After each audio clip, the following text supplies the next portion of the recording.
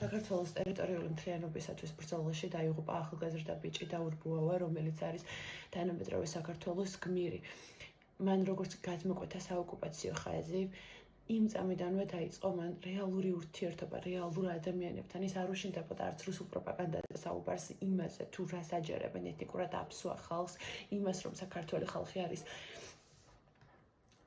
იმის გამკეთებელი, რაც საქართველოს მოქალაქეებს გაუკეთეს საკუთარ სახლში, აფხაზეთის კუთხეში, ყოველდღე იღებდა მუქარას საკუთარი რასის წარმომადგენლებისგან, ისინი მას ყოველდღიურად ემუქრებოდნენ, აშანტაჟებდნენ და ათასგვარი ხერხებით ცდილობდნენ მასთან გასწორებას და სამაგიეროს გადახდას და ჩვენ ვიცით მათი ხალხისთვის დამახასიათებელი თვისებები. ამის შემდეგ ხდება ის, რომ ადამიანი, რომელიც იბრძოდა საქართველოს ტერიტორიული მთლიანობისთვის, ყველანაირად დარჩა დაუცველი.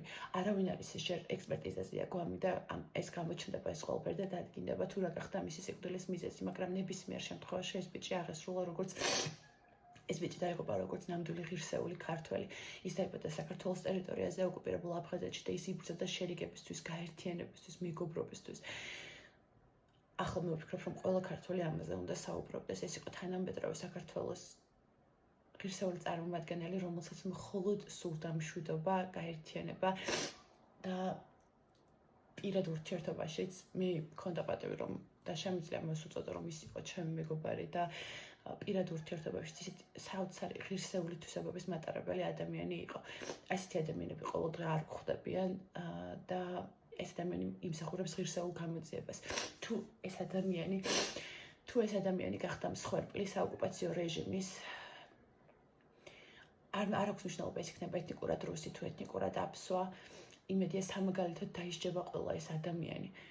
თუ ეს ადამიანი გახდა ეთნიკურად, თუნდაც ეს იყოს ეთნიკურად ქართველი, არ აქვს მნიშვნელობა. ჯერ ამაზე საუბარი ძალიან ადრეა, გვამი ექსპერტიზაზეა და იმედი მაქვს, ძალიან დიდი იმედი მაქვს, რომ სამართლიანობა აღდგება იმ დოზით მაინც ამ ქვეყანაში, რომ რეალური მიზეზი გამომჟღავნდება. თუ ეს მოკლეს ეთნიკურად აფსვა სეპარატისტებმა, იმედი მაქვს, რომ არ ეყოფათ მათ იმდენი საზრიანობა, რომ ამაზე საუბარს თვითონვე დაიწყებენ როგორც ყველა ღირსეული ტერორისტი.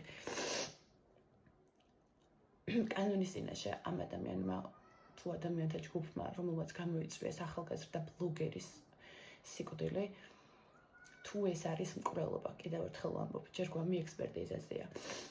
უნდა აგოს შესაბამისი პასუხი კანონის წინაშე, მაგრამ ეს არ ცვლის ფაქტს, რომ დაურბუავა არის თანამედროვე საქართველოს გმირი და ერთ-ერთი ყველაზე ღირსეული ადამიანი, ვისთანაც ქართულ საჯარო სივრცეში შეიძლება ადამიანს შეხება ჰქონდეს.